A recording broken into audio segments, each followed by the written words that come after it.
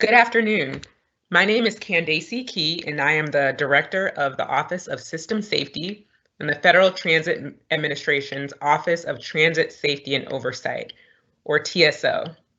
Today, you will hear from two of my TSO colleagues, Paulina Orchard, Division Chief for Safety Policy and Promotion, and Sharice Tyre, Senior Program Analyst, who will provide a brief overview of the new Transit COVID-19 Response Program information collection.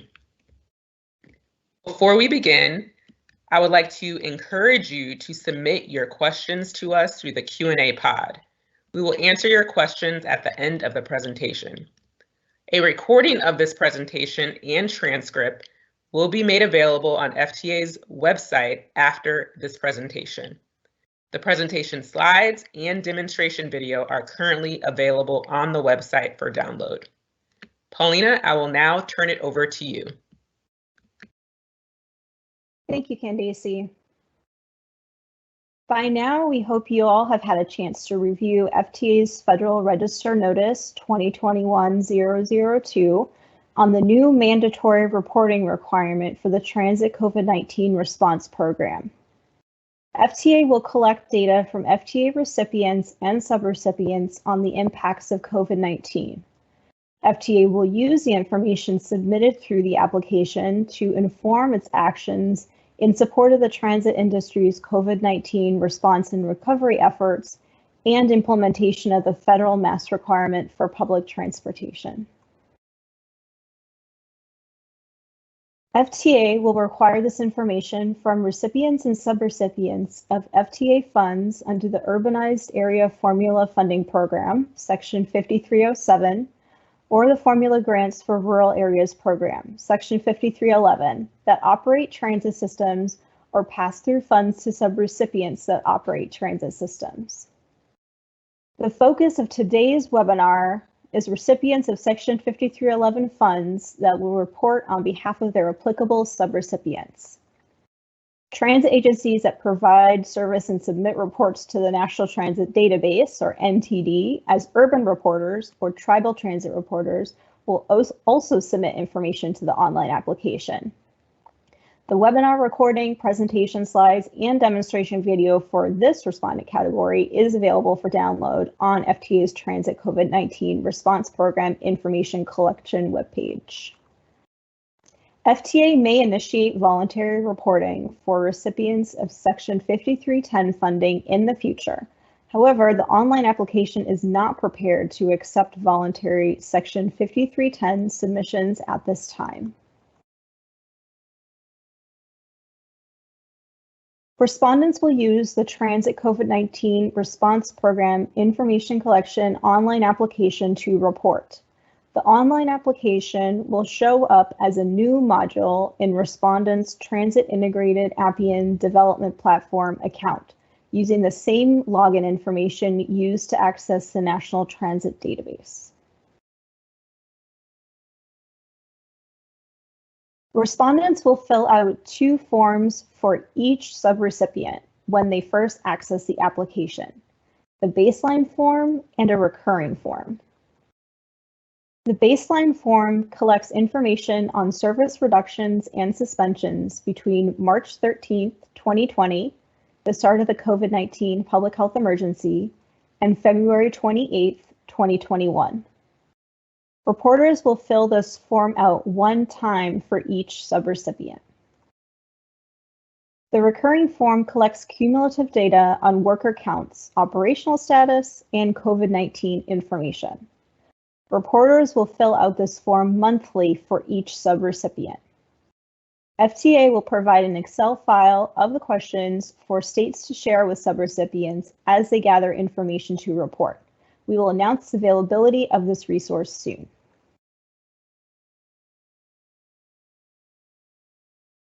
The baseline form collects responses to two questions. First, did the subrecipient at any time between March 13th, 2020 and February 28th, 2021 reduce service in response to the COVID-19 public health emergency? This is a yes/no question. It includes any service reduction regardless of the length of time.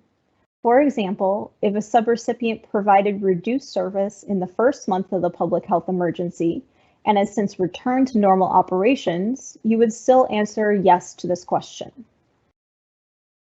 The second question is, did the subrecipient at any time between March 13th, 2020 and February 28th, 2021 suspend service in response to the COVID-19 public health emergency? This is also a yes/no question. It includes any service suspension regardless of the length of time. Each respondent will fill this form out once for each subrecipient by no later than April 16th, 2021. Next, Charisse will provide an overview of the requested cumulative data, reporting frequency, and available support for respondents. Before Charisse begins, I would like to remind you to submit your questions to us in the Q&A pod on your screen. We will answer questions at the end of the presentation. Thank you, Paulina. The recurring form collects transit workforce data, information on service impacts, and COVID-19 data.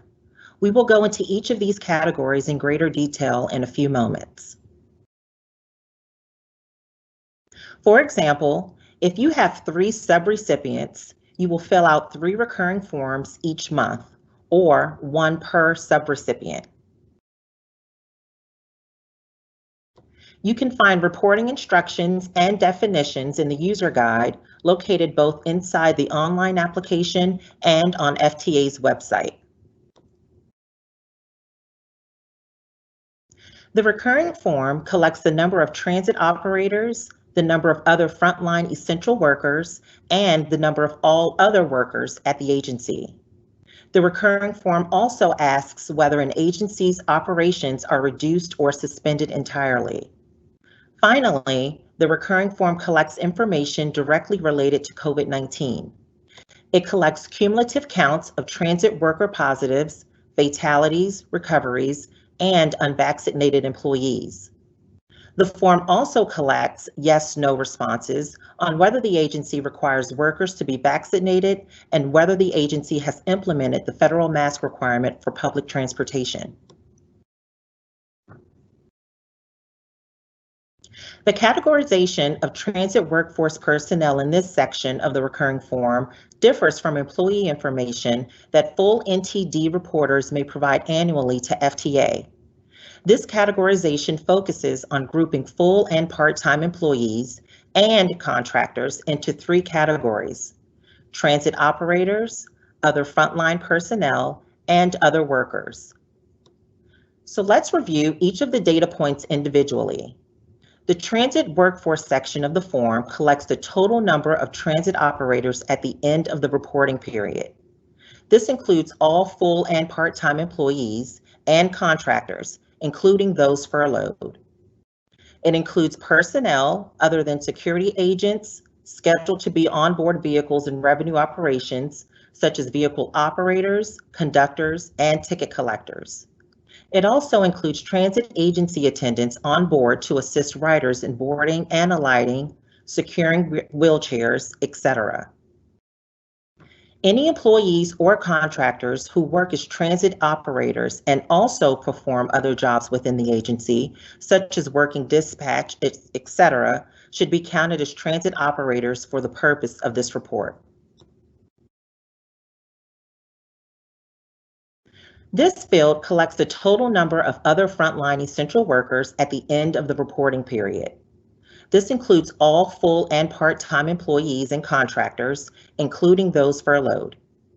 These are individuals whose work-related duties must be performed on-site and involve being in close proximity or less than 6 feet from the public or other workers.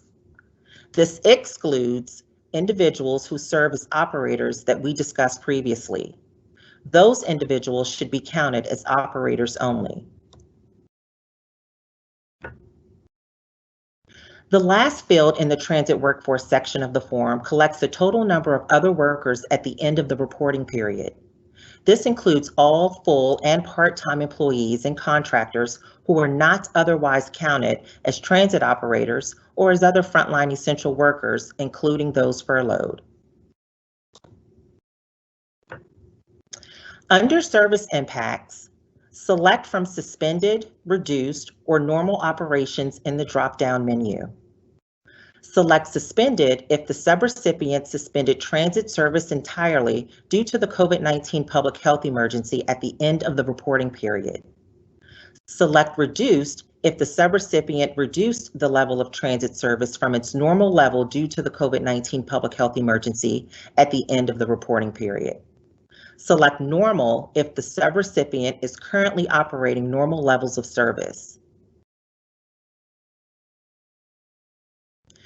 The COVID-19 data section starts by collecting the cumulative total number of workers that have tested positive for COVID-19 at the subrecipient agency.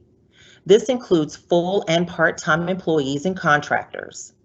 This total is cumulative from the beginning of the COVID-19 public health emergency, March 13, 2020, through to the end of the reporting period.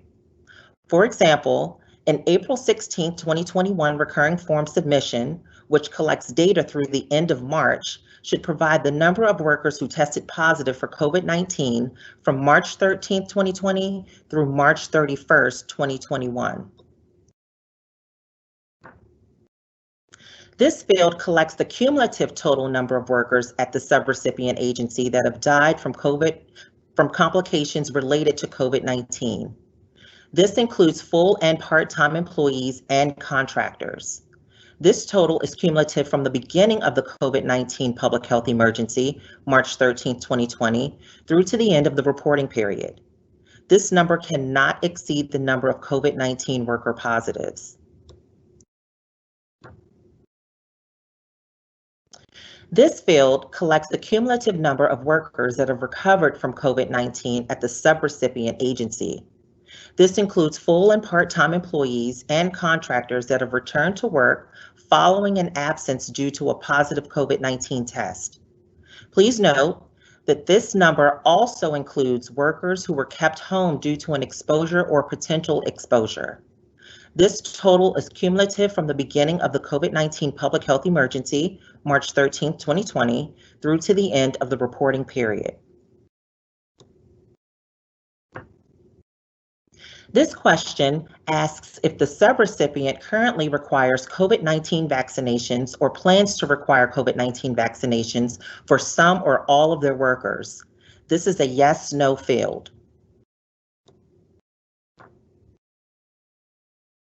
This field collects the total number of workers at the subrecipient agency, including full and part-time employees and contractors that have not received a COVID-19 vaccination. This number cannot exceed the total number of workers reported earlier in the form. Please note, your agency should submit this data to the extent that you are able to compile such information consistent with applicable privacy laws. This field can be left blank. This section of the form asks whether the subrecipient implemented the recent Centers for Disease Control and Prevention Order and Transportation Security Administration Security Directive, which requires workers and passengers to wear masks on public transportation.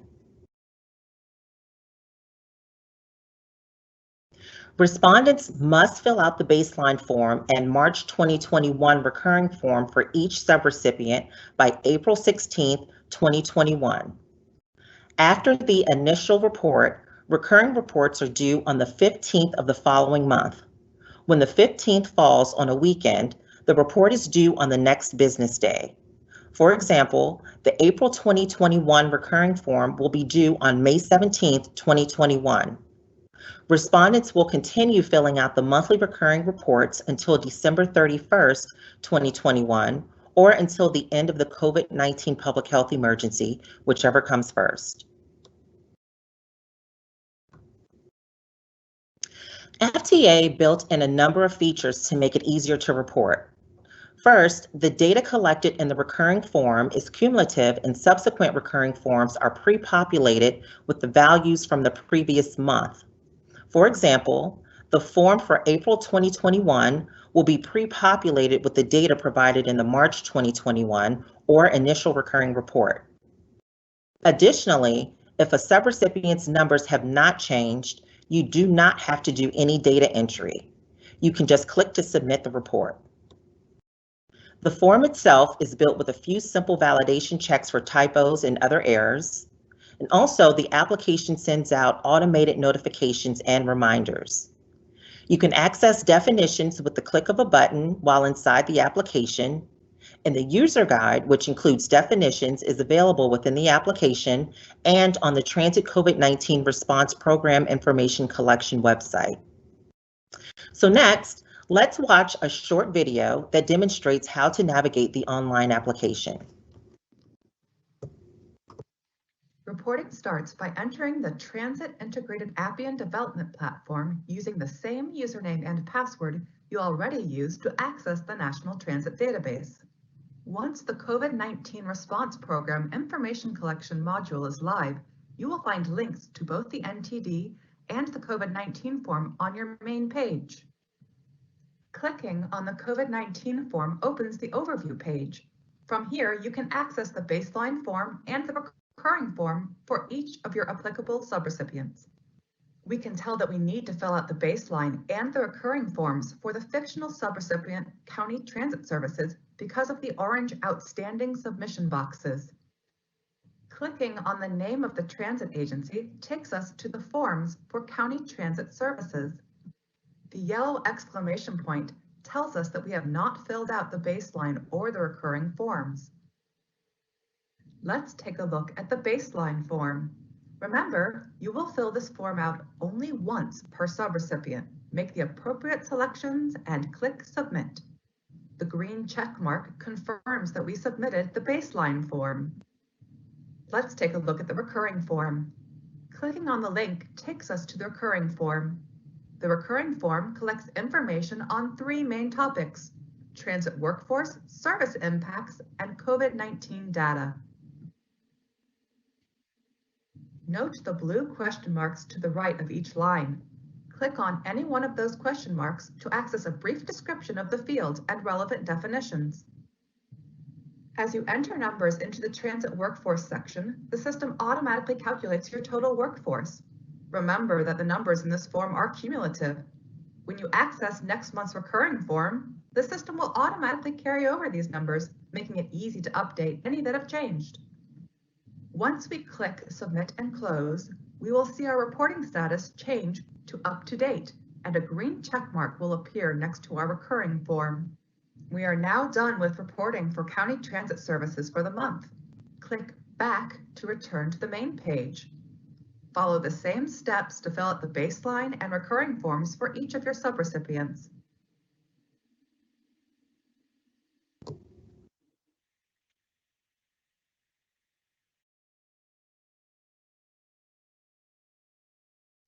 FTA developed a Transit COVID-19 Response Program Information Collection website where respondents can access more information about the information collection and the online application, including fact sheets, the user guide, links to the industry webinars, webinar materials, and demonstration videos. As Candace mentioned at the beginning of this presentation, we have posted a copy of this presentation and demonstration video to the website. The presentation recording and transcript will be posted soon. We also encourage you to contact FTA's Office of Transit Safety and Oversight at ftasystemsafety@dot.gov for further assistance. I want to thank everyone for your participation. Please remember to contact us at ftasystemsafety@dot.gov if you have any questions about this information collection effort. This concludes today's session.